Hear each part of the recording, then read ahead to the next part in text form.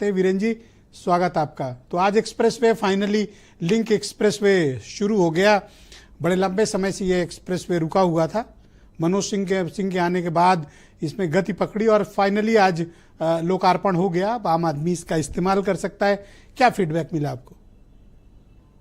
देखिए, जब ओवरऑल आप उत्तर प्रदेश के परिप्रेक्ष्य में 8 साल के सरकार के कार्यकाल पर नज़र डालेंगे तो स्वाभाविक है कि उपलब्धियों के साथ बहुत सारी नाकामियां भी चिपकती हैं और उनका संतुलन कैसा है और उनका अनुपात कैसा है, इस पर चर्चा होती रहनी चाहिए और यहाँ पर ये विषय प्रमुखता से आने भी चाहिए।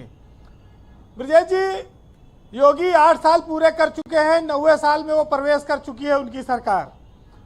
एक्सप्रेसवे के मामले में उनके पास कई सारे नाम हैं, इसमें कोई शक नहीं है कि अभी आज गोरखपुर बना है, कल को गंगा शुरू होगा और लखनऊ से कानपुर का एक नया रास्ता बन रहा है, वो लोगों की जानकारी में है। तो सरकार अपनी उपलब्धियों के साथ स्वाभाविक रूप से आएगी। वो अपराधियों पर नकेल कसने के मामले में, कानून व्यवस्था के मामले में यूपी को एक तेज चलते हुए राज्य के रूप में दिखाने की कोशिश कर रही है और उसने इस दिशा में यूपी के 5 शहरों में मेट्रो रेल सेवा की शुरुआत कर दी है। ये सब वो जोड़ती है कि हमने रोजगार इससे बढ़ाए हैं, तमाम नए अवसर पैदा किए हैं।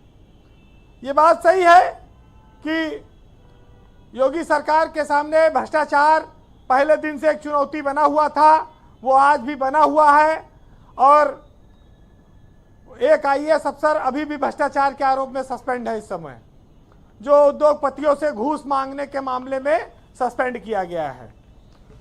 लेकिन क्या नाम है उसका? अभिषेक प्रकाश। अच्छा, हाँ। लखनऊ के डीएम रहे अभिषेक प्रकाश लगभग 3 साल तक।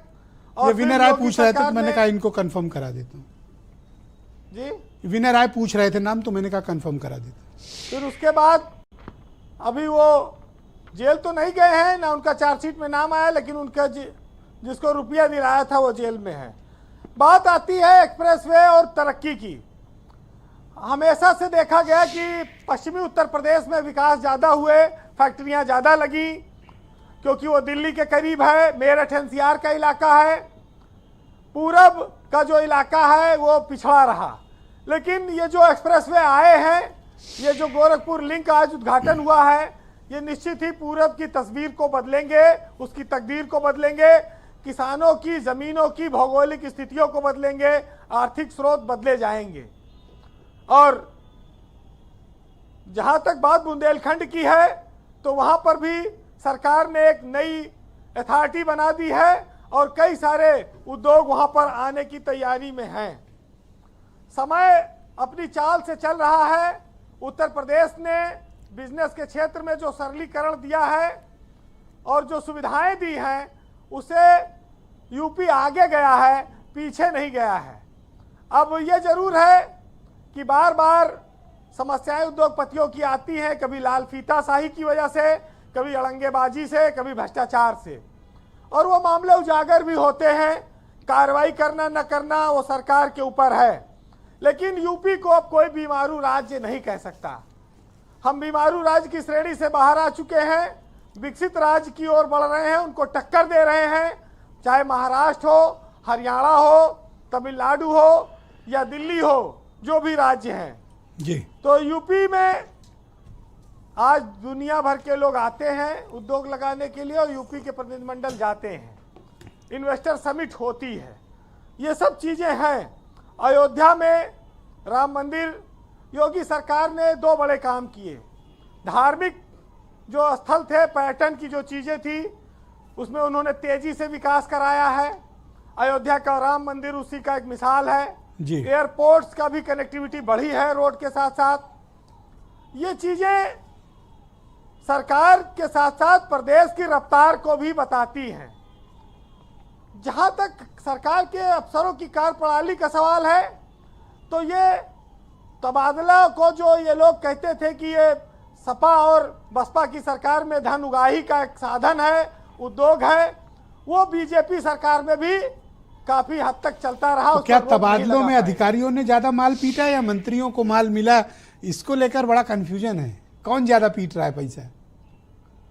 देखिए, लोकतांत्रिक सिस्टम में अंतिम फैसला मंत्री का होता है और मंत्री फाइल पर अंतिम डिसीजन करता है, लेकिन कहीं कहीं पर अधिकारी मंत्री को चकमा दे जाते हैं और ज़्यादा माल बना जाते हैं।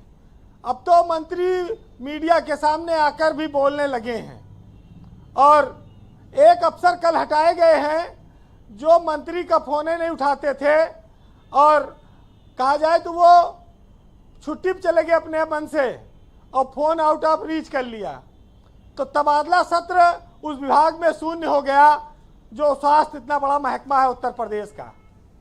प्रमुख सचिव का भी वो फोन नहीं उठाते थे। तो अफसरों को तो देखिए कहीं ना कहीं उनको जो छूट मिली, कुछ ने उनका सदुपयोग किया, कुछ ने उनका दुरुपयोग किया। ये बात सब पर लागू तो होती नहीं है और सरकार के सामने भी निगरानी तंत्र की एक चुनौती है, लेकिन कुछ अफसर ऐसे आते हैं जो स्पीड को बढ़ाते हैं और प्रदेश को गति देते हैं। तो उस पर बहुत ज़रूरी है कि जो मशीन के खराब पुर्जे हैं उनको बदले जाएं, जो मशीन की रफ्तार को रोक रहे हैं उनको हटाया जाए। जी, यूपी को हम सबको मिलकर आगे ले जाना है। उसका श्रेय चाहे मायावती लें, अखिलेश यादव लें या योगी आदित्यनाथ लें। हमें तो रोजगार बढ़ाना है, रफ्तार बढ़ाना है, इस पर काम करना है। ब्रजेश जी बीरेन जी, अपने यहाँ कहा गया है कि वक्त से लड़कर जो नसीब बदल दे, इंसान वही है जो तकदीर बदल दे। और काम करो ऐसा कि एक पहचान बन जाए, हर कदम ऐसा चलो कि निशान बन जाए।